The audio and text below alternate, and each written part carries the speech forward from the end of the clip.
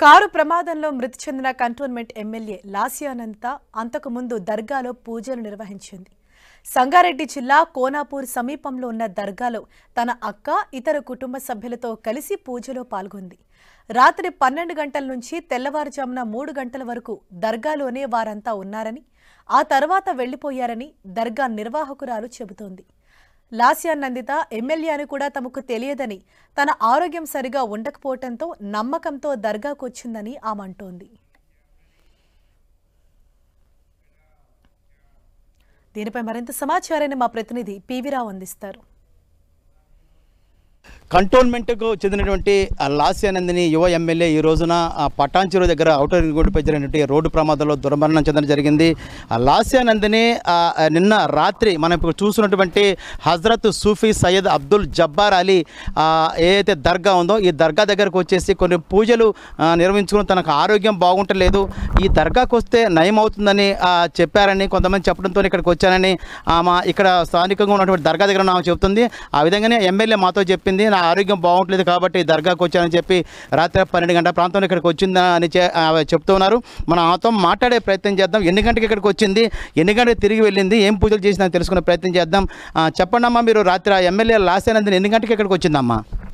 వాళ్ళ అక్క వాళ్ళు ముందు వచ్చిండ్రు, ఆమె 12 గంటలకు వచ్చింది.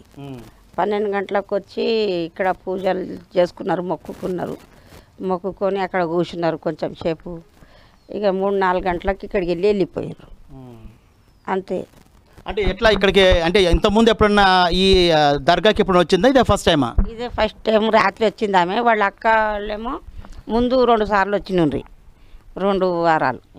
ఇక రాత్రి వారం ఈమె వచ్చింది, వీళ్ళక్క మేడం, ఎమ్మెల్యే మేడం వచ్చింది. ఇక ఆమె పేరేంటిదో ఏమో నాకు తెలియదు. నాకు పూజలు ఏమైనా చేసిందా ఇక్కడ? అంతసేపు ఉంది కదా, ఇక్కడ పూజలు చేసిందా? పూజలు ఏం చేయలేదు. మా వాళ్ళు వేరే వాళ్ళు వస్తారు కదా, ఇంకా వాళ్ళు వచ్చిన వాళ్ళు ఫాత్యాలు స్వీటు అది ఫాత్యాలు ఇచ్చిండ్రు. ఇచ్చి కూర్చొని ఇక మొక్కుకున్నారు. వాళ్ళు మొక్కుకొనినాక కూర్చున్నారు. ఆరోగ్యం హెల్త్ బాగాలేదంట అని చెప్పిండ్రు. తర్వాత మళ్ళీ ఇక్కడికి వచ్చి పూజలు చేసిన తర్వాత మళ్ళీ తిరిగి మళ్ళీ బోయినపల్లి వెళ్ళిన వాళ్ళు ఇక్కడ తిరిగి వచ్చారు. మళ్ళీ ఏమైనా ఇక్కడ మీ దగ్గరకు వచ్చారు? మళ్ళీ రాలేరు, 3-4 గంటలకు పోయారు. మళ్ళీ ఎప్పుడు తిరిగి వస్తారు వాళ్ళు? రాలేరు. ఇక 12 గంటలకు వచ్చేసి 3 గంటలకు ఇక్కడ నుంచి వెళ్ళిపోయారు. మళ్ళీ వెళ్ళిపోయారు. ఇక ఇక్కడనే కూర్చొని వెళ్ళిపోయారు. ఇక తెలిసిందా మీకు వార్త ఇట్లా చనిపోయింది, అక్కడ ఇక్కడికి వచ్చిన తర్వాత యాక్సిడెంట్ చనిపోయింది తర్వాత మీకు తెలిసిందా? నాకేం తెలియదు, ఇట్లా చనిపోయిందంట అని తెలియదు.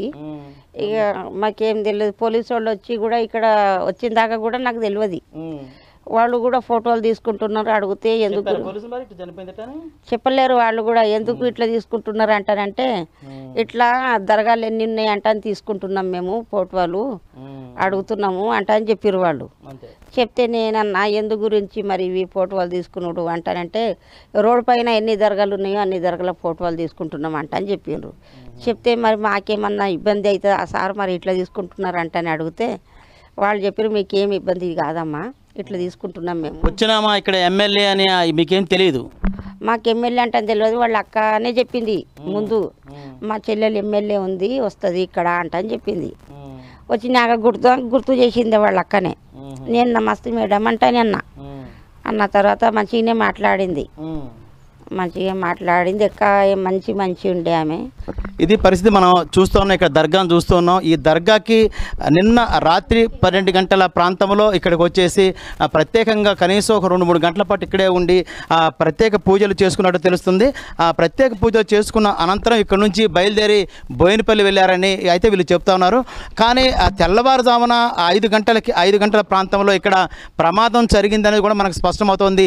ఇక్కడ పూజలు చేసుకున్న తర్వాత బయలుదేరి వెళ్ళిపోయిన తర్వాత 3 గంటల వరకు ఇక్కడే ఉండి ఇక్కడ నుంచి బయలుదేరి వెళ్ళిన తర్వాత మన బోయినపల్లిలో ఇక్కడికి ఎందుకు తిరిగి వచ్చారు, ఎక్కడికి మళ్ళీ వెళ్దామని వెళ్ళారు అనేది అయితే మాత్రం ఇంకా మాకు ఇది మిద్దంగా తెలియదు. పోలీసులు చెప్తే కానీ తెలియదు. కానీ ఔటర్ రింగ్ రోడ్డు మీద మాత్రం తెల్లవారుజామున 5:30-5 గంటల ప్రాంతంలో మాత్రం అక్కడ జరిగినటువంటి రోడ్డు ప్రమాదంలో లాస్యానందిని చనిపోవడం జరిగింది. మొత్తం మీద ఇక్కడ పూజలు నిర్వహించుకోవడానికి వచ్చినటువంటి లాస్యానందిని ఈ విధంగా జరిగినటువంటి దుర్ఘటనలో మృతి చెందడం పట్ల అక్కడ కుటుంబ సభ్యులందరూ కూడా ఈ రోజున కన్నీరు మున్నీరనే విషయం మనం చూసాము. మొత్తం మీద చూసుకున్నప్పుడు ఒక నమ్మకంతోనే లాస్యానందిని ఇక్కడికి వచ్చింది. కానీ ఆ ఆమెకి ప్రాణం మీద తెచ్చిందని చెప్పుకోవచ్చు.